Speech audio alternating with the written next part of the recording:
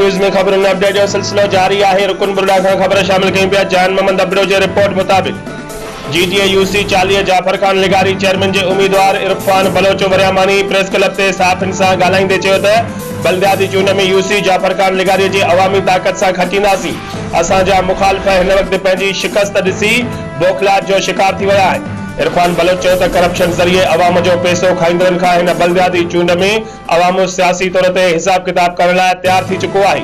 इरफान बलोच चयो त GDA हिन वक्त ज़िले सांगड़ समेत सिंध के अवाम जो सगारो ऐं सियासी आवाज़ बणिजी चुकी है।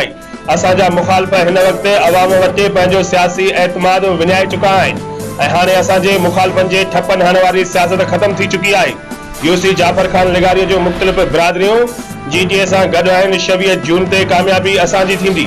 उन मौके ते UC सदर गुलाम हैदर लिगारी, साईं ॾितो लिगारी, अली गुल लिगारी पिण मौजूद आहे।